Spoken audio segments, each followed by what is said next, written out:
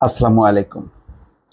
Iran ইসরায়েলের মধ্যে যখন তীব্র উত্তেজনা, মূলত এই ফিলিস্তিন ইস্যুকে ঘিরেই, ঠিক তখন ফিলিস্তিনকে জাতিসংঘের পূর্ণ সদস্য পদ দেওয়া নিয়ে ভোট হবে।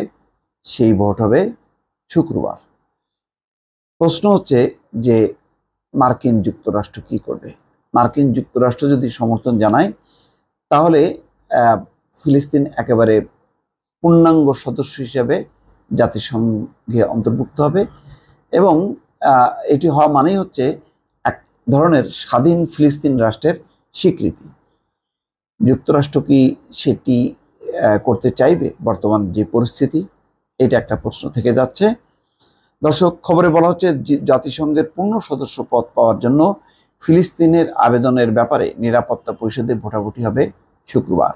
কূটনীতিকরা বলছেন এটি এমন এক পদক্ষেপ যাতে ইসরায়েলের মিত্র যুক্তরাষ্ট্র ভেটো দিতে পারে বলে মনে করা হচ্ছে। কারণ ভোটাভুটিতে এই আবেদন পাশ হলে তা কার্যকরভাবে একটি ফিলিস্তিন রাষ্ট্রকে স্বীকৃতি দেবে।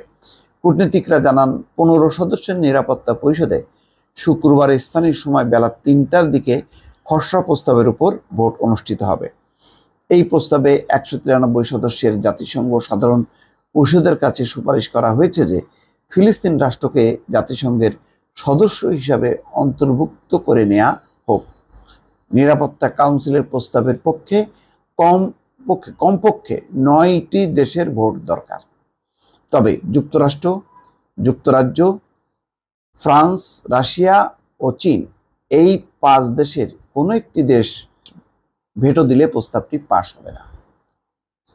কূটনীতিকরা মনে করছেন ফিলিস্তিনকে জাতিসংঘের পূর্ণ সদস্য করার পক্ষে সমর্থন জানাতে পারে নিরাপত্তা পরিষদের 13 সদস্য, আর প্রস্তাবটি ঠেকাতে ভেটো ক্ষমতা প্রয়োগ করতে পারে যুক্তরাষ্ট্র।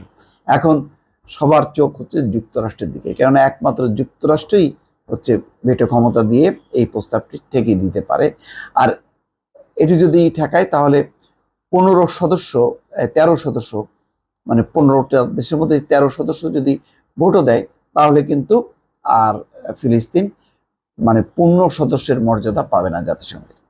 নিরাপত্তা পরিষদের সদস্য আলজেরিয়া ফিলিস্তিনকে পূর্ণ সদস্য পদ দেওয়ার ব্যাপারে খসড়া প্রস্তাবটি উত্থাপন করে এবং বৃহস্পতিবার বিকেলে ভোটাভুটির অনুরোধ জানায়। কিন্তু একই সময় মধ্যপ্রাচ্য নিয়ে নিরাপত্তা পরিষদে আরেকটি বৈঠকের শিডিউল থাকায় তা শুক্রবার অনুষ্ঠিত হচ্ছে। তবে যুক্তরাষ্ট্র জানিয়েছে স্বাধীন ফিলিস্তিন রাষ্ট্র প্রতিষ্ঠার ব্যাপারে সরাসরি আলোচনা হওয়া উচিত সংশ্লিষ্ট পক্ষগুলোর মধ্যে, জাতিসংঘের মাধ্যমে নয়। এটা একটা হলো প্যাচ, যে স্বাধীন ফিলিস্তিন রাষ্ট্র প্রতিষ্ঠার ব্যাপারে সংশ্লিষ্ট পক্ষগুলোর মধ্যে আলোচনা হচ্ছে। এই আলোচনা তো যুগের পর যুগ ধরে চলছে, কিন্তু কোনো সমাধান হচ্ছে না।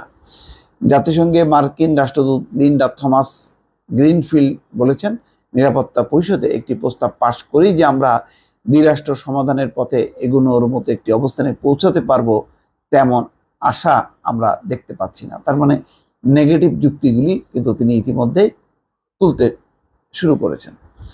ফিলিস্তিন 2012 সালে জাতিসংঘের পর্যবেক্ষকের মর্যাদা পেয়েছে।